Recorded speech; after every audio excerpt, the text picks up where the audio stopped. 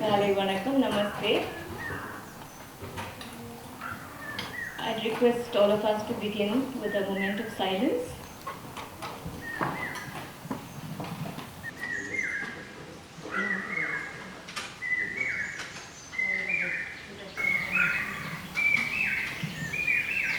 Thank you.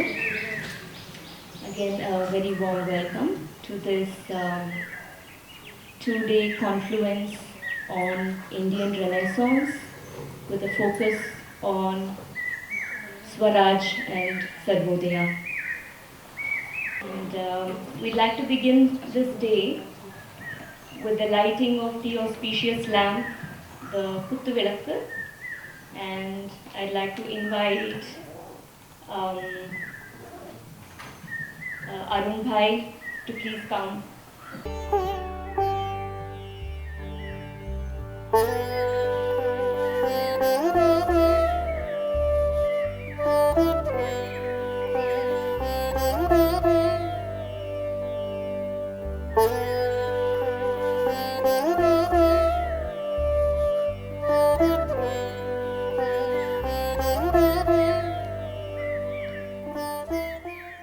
Welcome to all of you. Good morning.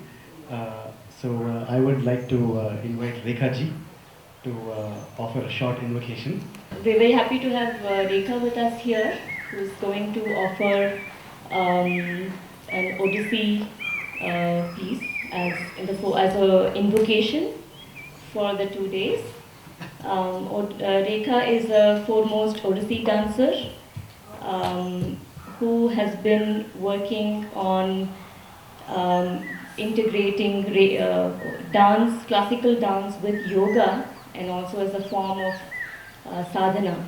And she's been taking this work to a lot of very senior Odyssey dancers from across the country and the world. So we're very happy to have her here.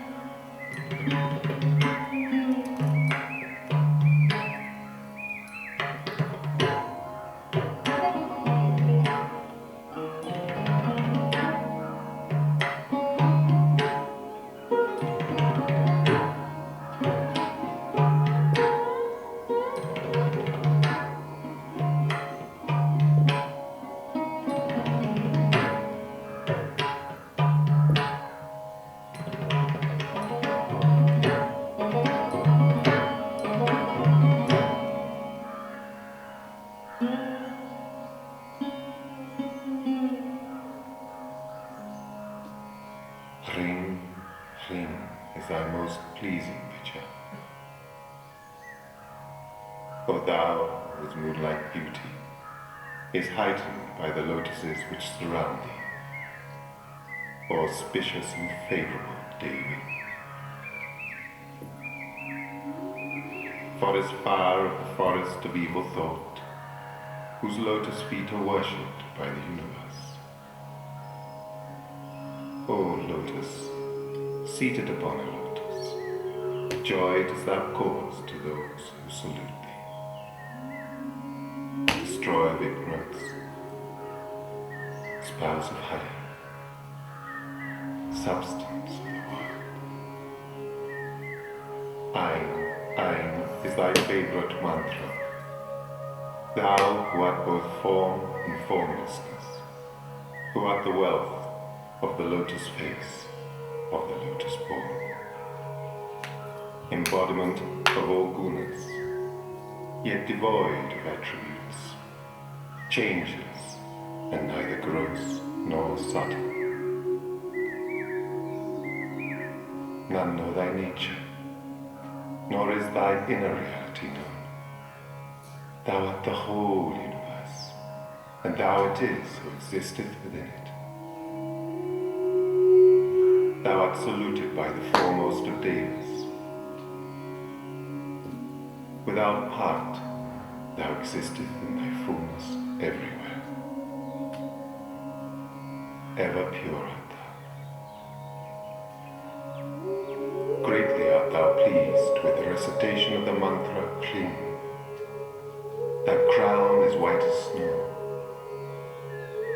Thy hands play with the veena. Oh, Mother, Mother, salutation to thee. Burn, burn my sloth, and grant me great intelligence.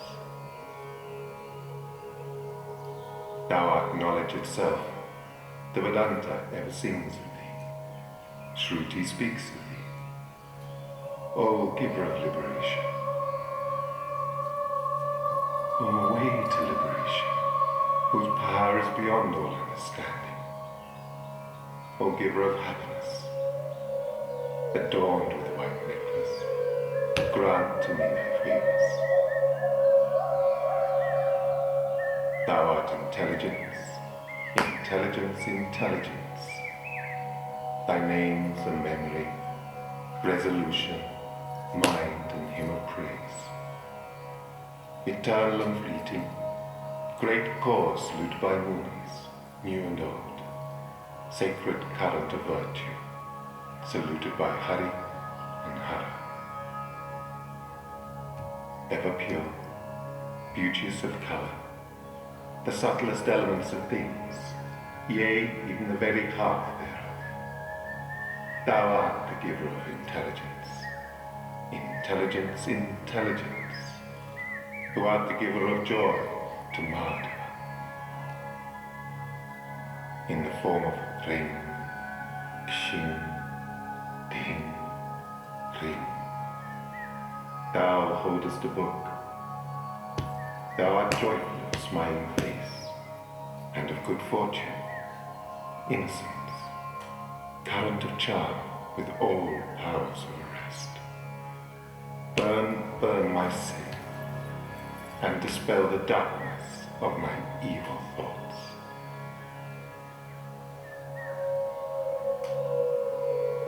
O praiseworthy of all, thou art Gi, Gao, Vak, and Bharati. It is thou who grantest success to the tongue of the greatest of poets, as also in the attainment of all forms of knowledge. I pray to thee. I pray to thee. I bow to thee. Come to my tongue and never leave me. May my intelligence never go astray. May my sins be taken away. May I be free from sorrow. In time of peril, may I never be bewildered. And may my mind work freely, without an impediment, in Shastra, disputation, and verse.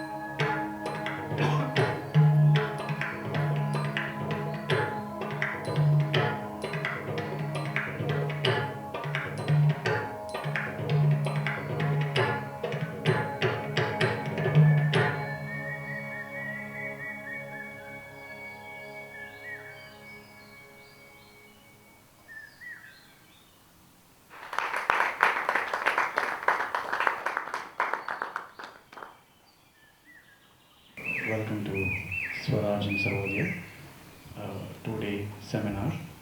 It's a 2-day seminar on Indian Renaissance, focusing on Swaraj and Sarvodaya.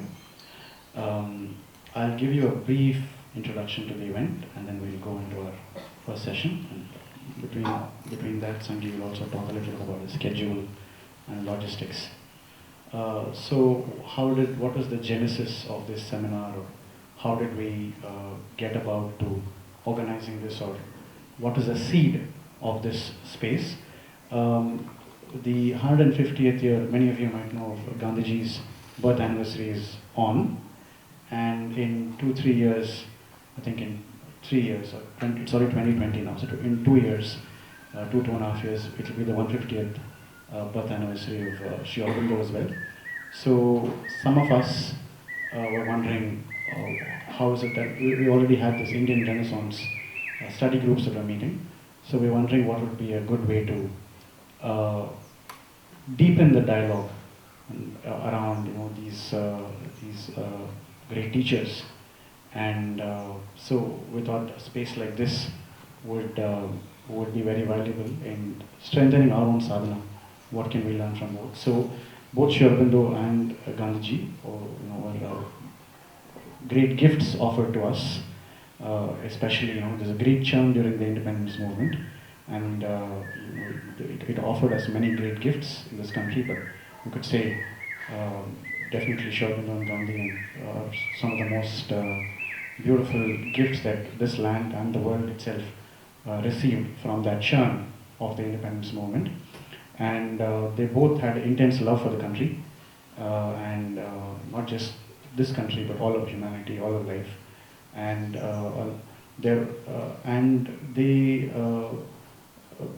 they pointed towards Swaraj. They both spoke about Swaraj. They both pointed towards Swaraj.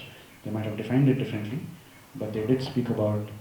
They did point towards self-governance, self-rule, and self being defined in different ways. So not just as the individual or as only the collective, but at multiple levels. So they both pointed towards Swaraj. They both spoke about collective evolution. They might have used different phrases for it, but they might have again looked at it in different ways, but they did both speak about collective evolution. And they also had their own process of sadhana and their own ways of going about it. So we thought it might be valuable to spend some time on reflecting on what we can learn from both, and with the intention to strengthen our own practice today, our own sadhana today. The idea is not for it to become an intellectual comparison or a debate or a discussion, just keeping it superficial. That's not the intention, but the intention is to be self-reflective about it and see how is it that one can learn and strengthen one's own, not just individual sadhana, but also the collective sadhana. Auroville is also a place for collective sadhana. And in today's world, with a whole lot of different kinds of problems facing us, the ecological, the economic, and now with these pandemics, going around the world is in a way, it feels like, it's where humanity, it feels like is hurtling towards what seems like an extinction, or at least a huge catastrophe. There seems to be a lot of risks we're playing with. It looks like where the ecology is going, the way our polarization is spreading in society, or the way our economic systems are designed, the kind of population explosion that's happening. There are many reasons that when you rationally look at it, it looks like it at least puts the question in us. Will we survive another 100 years, or will life be as conducive for human well-being in another 100 years, or will it get a lot more dangerous, a lot more difficult to live comfortably? So in such a sort of challenging sort of circumstance, I feel, or we feel, the teachings or the direction pointed to us by both Gandhiji and Sri Aurobindo, and of course others, have a lot of value, and there's a lot to learn, and there's a lot to reflect upon, and there's a lot to perhaps practice in our own everyday lives. So we once again invite you for a couple of days of contemplative dialoguing around this, And we have a whole list of very accomplished and wonderful speakers. I don't want to just say speakers, they're more than just speakers here to share their experiences with us. And we look forward to listening to them. And Sangi will briefly talk about the schedule for the next 2 days. Again, my invitation would be for us to listen from a deeper space within and be contemplative about the next 2 days, rather than treat this as a conference or a seminar. We're calling it a seminar. We're hoping it's more than just a seminar, but a collective prayer of sorts. Yeah, so welcome again. So the way we have designed the 2 days is we have broadly 4 themes spread over 2 days. The first one is Swaraj Sarvodaya, kind of setting the broad context and overview.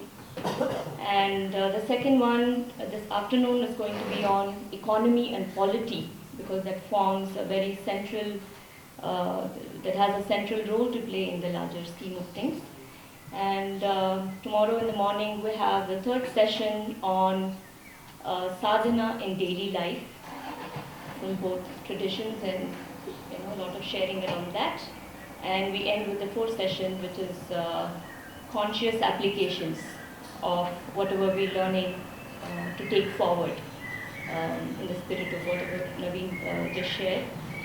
And like you said, the way we have designed it is slightly different from a very conventional seminar or a conference where it's just the speakers coming and sharing and speaking, and there's an audience that is listening.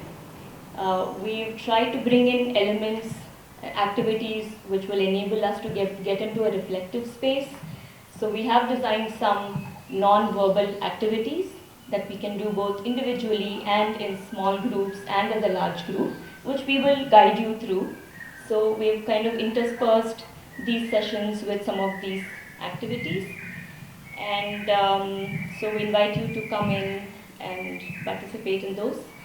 And like he said, we are not seeing this as an ideology space to come into the space with our ideologies and ideas. Of course, they are there and they are important, not to put them aside, but to kind of try to transcend them into the heart space, and to really, even when we listen to someone share what they think, to see if we can receive it in our hearts and really come together from that space. Even when we share, what gets evoked for us, to share from the heart space. So this is an invitation that we place in front of all of you for the next 2 days. So there's going to be a lot of thought that will be shared, a lot of ideas and a lot of facts and information, but if we can try and receive them here.